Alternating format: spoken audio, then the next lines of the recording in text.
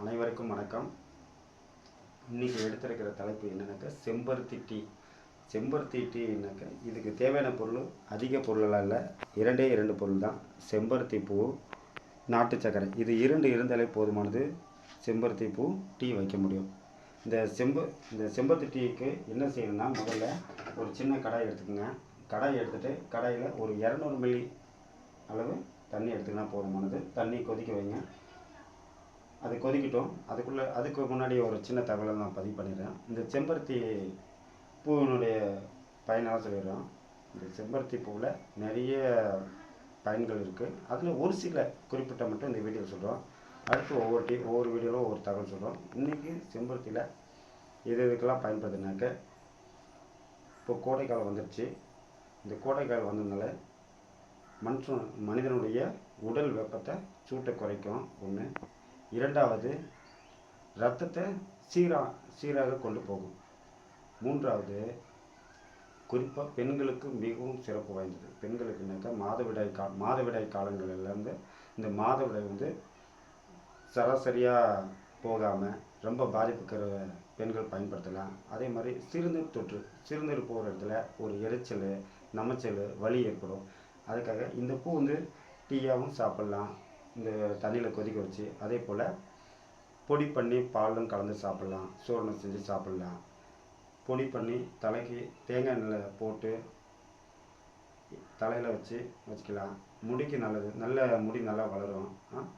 இப்போதைக்கு இது எல்லா இடத்துலையும் கிடைக்கிது. பெரும்பாலும் நகர பகுதிகளெலாம் இருக்குது, கிராம பகுதியிலும் இருக்குது. கிராம பகுதியில் இருந்தாலும் யாரும் பயன்படுத்தலை. செம்பருத்தி பூ தானே, அது செட்டில் இருக்குது. காலப்போக்கில் அது மலர்ந்து கீழே தான் வீணாக போகுது. யாரும் பயன்படுத்த தெரிறதில்லை. இதை ஏழை மக்களுக்கும் புரியணுன்றதுனால தான் இந்த வீடியோ பண்ணுறோம். செம்பருத்தி பூவுடைய மகத்துவத்தை நான் சொல்கிறேன். இந்த செம்பருத்தி பூவில் இந்த மகரந்த பூ இருக்குல்ல, இந்த மகரந்தம் ரொம்ப சிறப்பு வாய்ந்தது. அதனால் இந்த செம்பருத்தி பூ எப்படி டீ வைக்கிறதுன்னு நான் சொல்கிறேன். ஒன்றும் இல்லை, ஒரு 4 செம்பருத்தி எடுத்துக்குவோம். இது மாதிரி தெளி அந்த பச்சை வைக்கிறதெல்லாம் எடுத்துருவோம். இதுவும் பயன் தான், இருந்தாலும் எடுத்துருவோம். எடுத்துகிட்டு சுத்தப்படுத்துவோம். தண்ணியில் நல்லா சுத்தப்படுத்திடுவோம். சுத்தப்படுத்திட்டு நல்லா கொதிக்கிற தண்ணியில் போட்டுருவோம். தண்ணி கொதிக்குது பாருங்கள், நல்லா கொதிக்கட்டும். இது அதிக நேரம் தேவைப்படாது.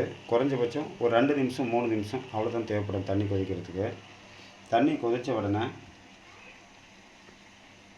பூவும் நல்லா கொதிக்குது, நல்லா நிறம் மாறும், செம்பருத்தி நிறத்தில் மாறும். இது டீ, காஃபி, இந்த மாதிரி சாப்பிட்றவங்க தவிர்த்துட்டு இந்த மாதிரி இயற்கையாக கிடைக்கிற பொருளை வச்சு, நம்ம வீட்டில் இருக்கிற பொருளை வச்சு நம்ம பயன்படுத்தி நம்ம குழந்தைங்களுக்கு கொடுக்கலாம், பெரியவங்களுக்கு கொடுக்கலாம், எல்லாருமே சாப்பிட்லாம். இந்த பூ கசப்பு கிடையாது, புளிப்பு, எந்த ஒரு இதுவும் இல்லை. இது நார்மலாக இருக்குது. இதுக்கு தேவையானது சர்க்கரை ஒவ்வொரு ஸ்பூன். நம்ம டீக்கு எப்படி யூஸ் பண்ணுறோமோ அதே மாதிரி தான் யூஸ் பண்ண போதுமானது.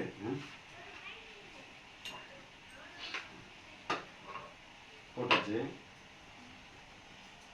செம்பருத்தி பூவும் கொதிச்சிச்சு, நல்லா கொதிச்சு வந்துடுச்சு பாருங்கள். நல்லா கொதிக்குது பாருங்கள். நிறம் பாருங்கள் என்ன மாதிரி இருக்குது, இயற்கையாக இருக்கிறது. அவ்வளோ தண்ணி கொதிச்சாச்சு. அடுத்து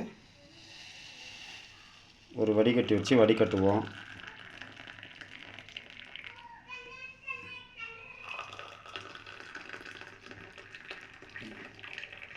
இதுக்கு அதிக பொருளெல்லாம் தேவையில்லை. செம்பருத்தி பூ, தண்ணி, நாட்டு சர்க்கரை, இந்த 3 பொருளே இருந்தால் போதுமானது. வேறு எதுவுமே தேவையில்லை.